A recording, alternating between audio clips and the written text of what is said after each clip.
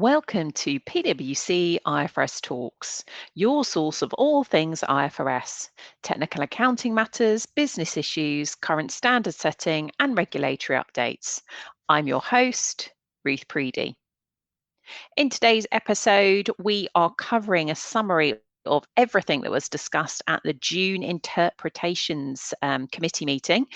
And to help me through that, because I didn't listen to the whole day, I'll admit to the audience, but someone that did, who was there and part of the committee, is Karsten Ganssauge. Welcome back, Karsten. Thanks, Ruth. Glad to be here again. Did it take a whole day? Well, not quite. I think it was around 4 hours. Okay. Well, you whipped through. There was quite a lot on the agenda. So Yeah. can you condense your mission, if you choose to accept it, Karsten, is condensing 4 hours into 20 minutes. Good luck. I'll try my best. Okay, I'll cut the small talk and then you can have all the time. So there were three main, I would say, papers that were all tentative agenda decisions that had come back for finalisation. So you can tell us if they got finalised. And then we talked about this last time, but the staff had started doing an education session on supply chain financing, and they came back to do a bit more. So we'll cover that off last. So the first one in the football world was around player transfer fees. And I say football because that obviously was the fact pattern, but it could have a broader impact here with other industries that have got intangible assets. So don't stop listening if you're not football. So could you first of all give us a high level about what the issue was that got discussed? Yeah, sure. So that's right. So 3 tentative agenda decision finalized and one new issued. I'm just going to call those TAD rather than tentative agenda decision, if that's okay. So this discussion was focused on analyzing the comments we received on a TAD that we issued in November 2019. So on a high level, the submission asked whether a football club recognizes a transfer payment received for the transfer of a player to another club as revenue, applying IFRS 15, or instead recognizes the gain or loss arising from the derecognition of an intangible in profit or loss, applying IAS 38. So essentially a scope question. Now, the TAD included an analysis on the accounting implications in this situation where an entity had recognized costs incurred to obtain a registration right as an IAS 38 intangible asset. The TAD concluded that in this fact pattern, the entity recognizes the transfer payment received as part of the gain or loss on the recognition of the registration right, applying IAS 38. This means that the entity would recognize a net gain from the disposal, which is not classified as revenue, and so that it would not be appropriate to recognize revenue applying IFRS 15. However, the TAD then went on to analyze whether there might be other circumstances in which an entity would recognize the transfer payment received as revenue applying IFRS 15, and in particular analyze whether there might be circumstances where the player registration right could meet the definition of inventories in IAS 2, in which case the entity would apply IFRS 15 in accounting for the transfer payment received. So gross proceeds received as revenue. I think this discussion is quite an interesting one, as it's probably relevant as you said, way beyond the football industry. In fact, the relevance of intangibles in today's economy clearly is increasing, both I think in relation to the internal generation and acquisition of intangibles, but also in terms of business models that involve the disposal of intangibles. So because the implication of this discussion go way beyond just football, I think it's worth to go into a bit of detail on the discussions of this agenda item. Okay, perfect. So like you said, so it was derecognition of intangible, and I love it how you've come up with your own acronym, the TAD, the TAD. Did it become an AD? Tell us the detail. What happened? Yeah, sure. So we received a total of, I think, 18 comment letters before the deadline. I think it's fair to say that the comment letters were mostly supportive. So a substantial majority of the comment letters did agree with the committee's technical analysis. A few others made suggestions to clarify particular aspects, or in fact suggested that the committee recommends to the board to amend IAS 38 in this regard. A very few comment letter actually disagreed with the committee's technical analysis. However, I think it's worth noting that several respondents who agreed with the technical analysis expressed concerns about certain aspects of the TAD, with several of those expressing concerns about an entity classifying registration rights as inventory. I think the biggest concerns about the TAD that was raised in quite a few comment letters is around the committee's observation that it's conceivable that circumstances exist in which registration rights might meet the definition of inventories. So those respondents say, first of all, a discussion around inventories goes beyond the fact pattern that in the submission. And also, and perhaps more importantly, they said that, if the committee decides to discuss, accounting for inventories in this regard, then the committee should also address some other questions that are related to this. So, for example, how on initial recognition an entity would actually determine whether a registration right is inventory, especially because if a football club doesn't generally know on initial recognition which players will eventually be transferred. Also, how an entity would measure inventory, for example, how to deal with variable consideration, subsequent measurement, how to apply that in a situation like that, and also whether it's possible to transfer a registration right between inventory and intangible assets. So my view on this is, I guess in theory it's conceivable that registration rights may be classified as inventory, but I think in practice this is highly unlikely, and therefore addressing it in a gender decision could actually create differences in reporting rather than reduce diversity in practice. So I think the feedback on the tentative gender decision also indicated that football clubs do not actually classify registration rights as inventory. So respondents say including a discussion about inventory, would actually create differences in reporting practices unless the committee also provides information on how to actually apply IS2 in such a situation. So I think the committee ultimately acknowledged those concerns and concluded that the wording on when registration rights might be classified as inventory would in fact not be helpful in terms of reducing diversity in practice, and thus, in finalizing the agenda decision, the committee decided to delete the discussion around IS2 from the tentative agenda decision. Now, the final point I'd like to mention is the discussion around possible standard setting. There were quite a few respondents who suggested that, the committee should consider an amendment to IS 38 similar to that in paragraph 68A of IS 16. So that would mean that, such an amendment would require an entity to transfer intangible assets to inventory when they're held for sale in the ordinary course of business. So the entity would then recognize any proceeds received on that sale as revenue, applying IFRS 15. So personally, given the increase in business models that involve the disposal of intangibles that we see in practice, I'm a supporter of considering standard setting in this area. So to conclude, I think the key messages are some respondents said that an amendment would likely be applicable to entities in other industries other than football. I'm hearing quite a bit of mixed messages on this point, but personally, I do think that other industries may be affected, which is why I thought it would be helpful to highlight this topic to people. I wouldn't say, those other industries would necessarily all be affected, but I think the key message I'm trying to convey here is that the committee discussion reminds people about the presentation requirements in IS 38 on gains resulting from the disposal of intangibles. And so I would really encourage entities to think about the implications of this IFRIC discussion on their accounting whenever their business models involve the disposal of intangibles. Yeah, it's a tough one, isn't it? Because I think if you're in business and you see the title of this agenda decision and it's transfer fees, you just wouldn't even necessarily look at it if you weren't in the football industry. So definitely a key message there to look in other industries.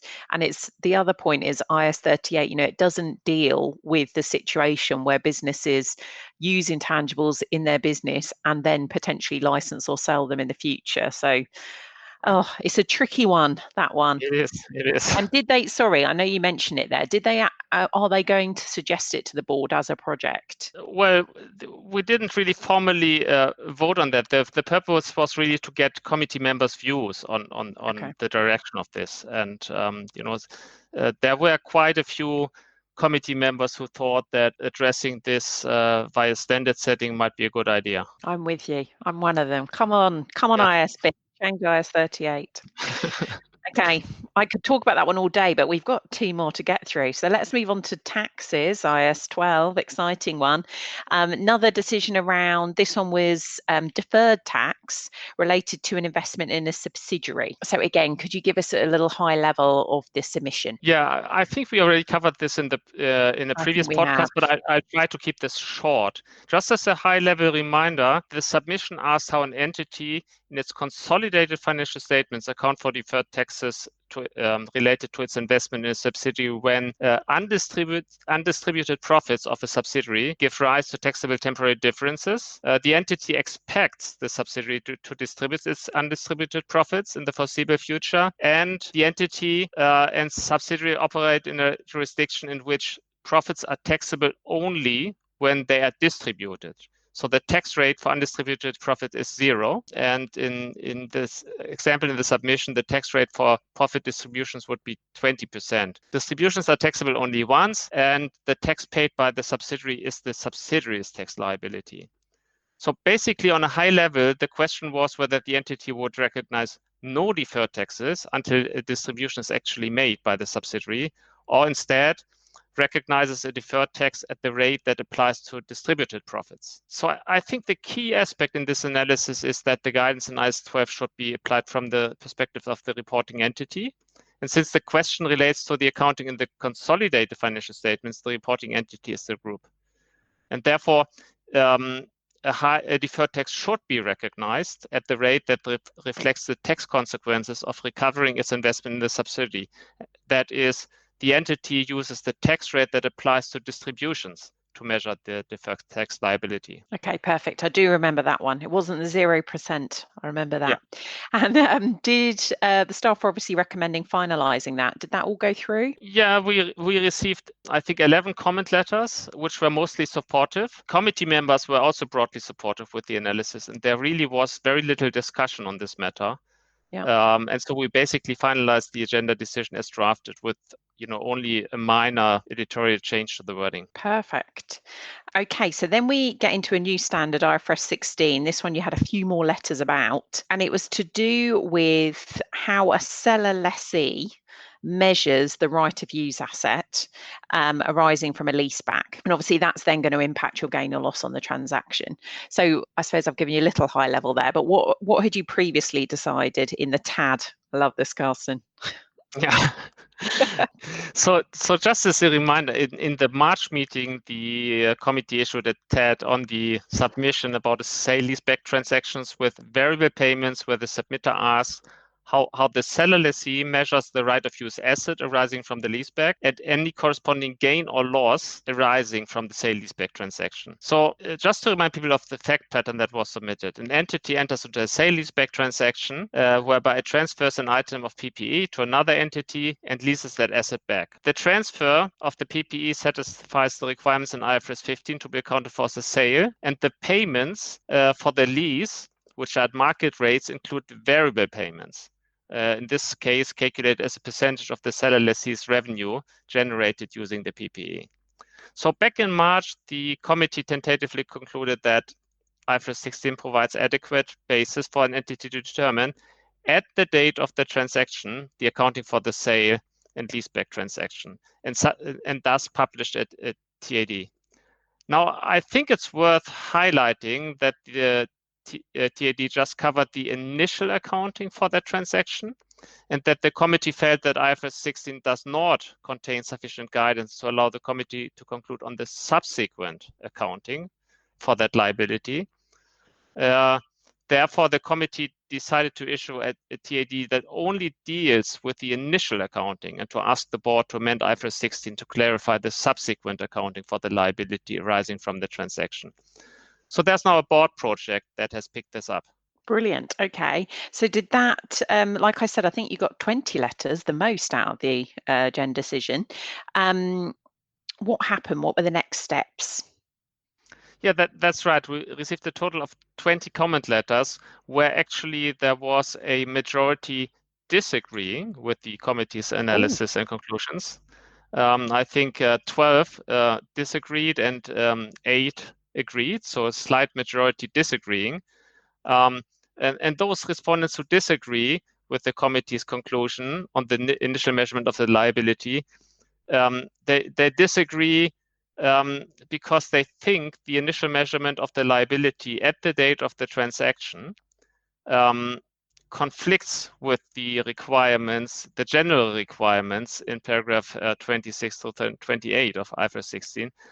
Some were also saying that there's a conflict with the initial measurement of both the right of use asset and the liability at the date of the transaction.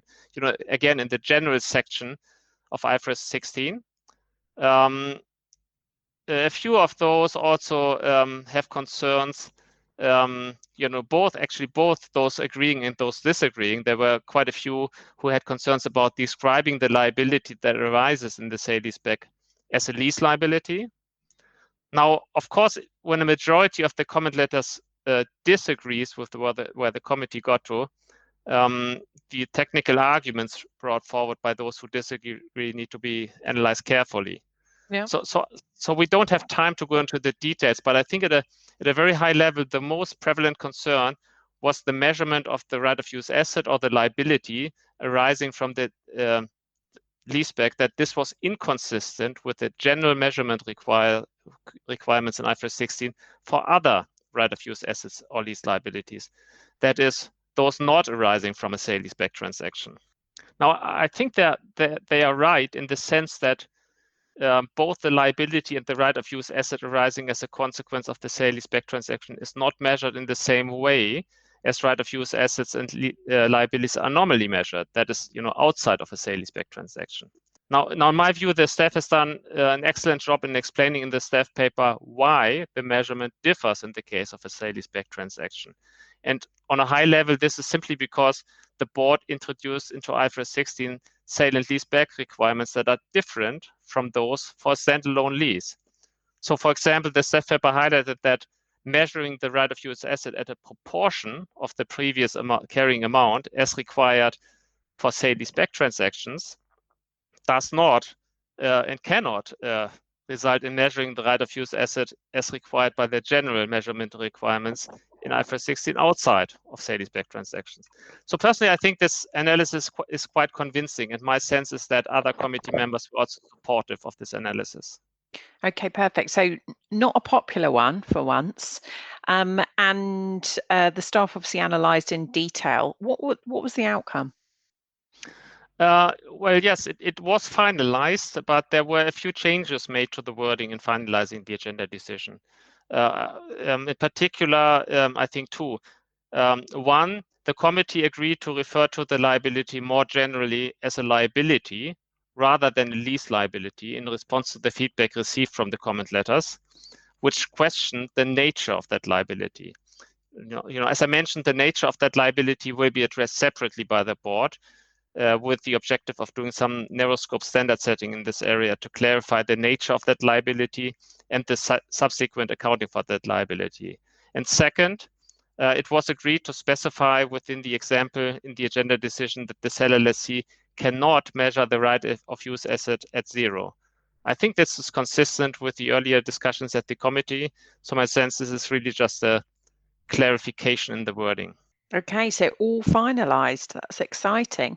And then one that actually you ended up spending lots of time on, not an agenda decision, but you gave us some insight and explained to me what reverse factoring was. I remember on our last podcast. What did the staff come and tell you about reverse factoring this time? Yeah, sure. So I could talk about this topic for hours, but I realized we are running out of time. Yeah. So I will perhaps start again with a quick reminder of what a reverse factoring arrangement is. So that's an arrangement involving three parties: an entity that purchases a good or service, a supplier providing those goods or services, and a financial institution.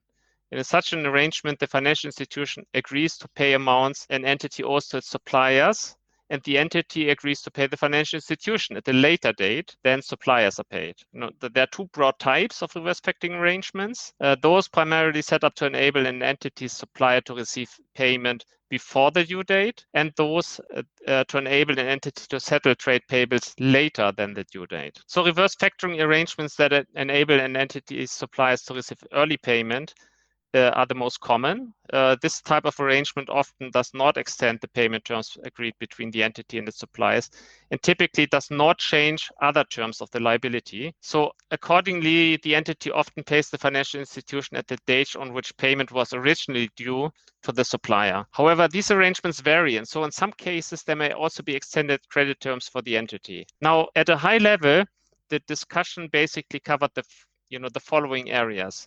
First, the application of current IFRS standards to reverse factoring arrangements.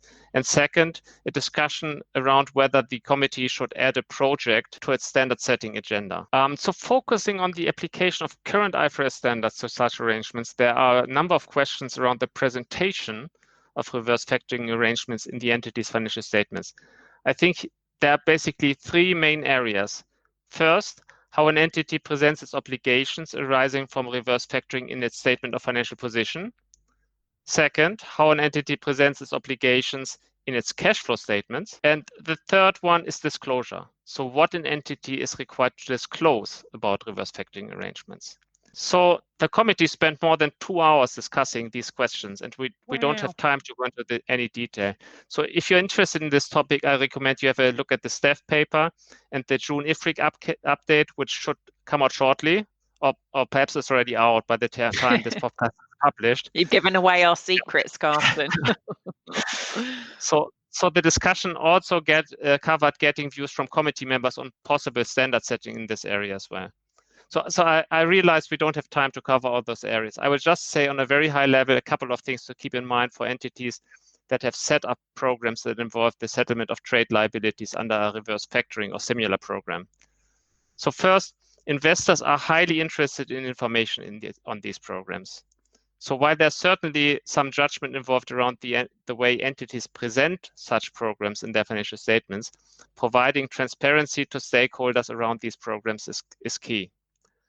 Second, there are existing IFRS requirements for presentation of reverse factoring programs, both in the statement of financial position and in the cash flow statement, and also existing disclosure requirements that need to be considered for entities involved in reverse factoring programs. I recommend you have a look at the IFRIC update, which reminds people about those existing requirements that apply to reverse factoring. And last, watch out for a possible narrow scope standard setting project that may add more requirements aiming to further increase transparency around reverse factoring programs. Brilliant. So this, I feel like, is going to go on with the Interpretations Committee. We've got lots more to do on it. It is, yes.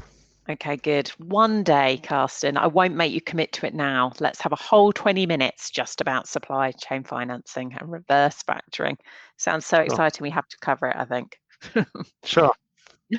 Perfect. Well, thank you very much. Condensing 4 hours into, I reckon we were, not far off 20 minutes. If you cut out my nonsense around you, Karsten, you definitely stuck to the 20-minute rule.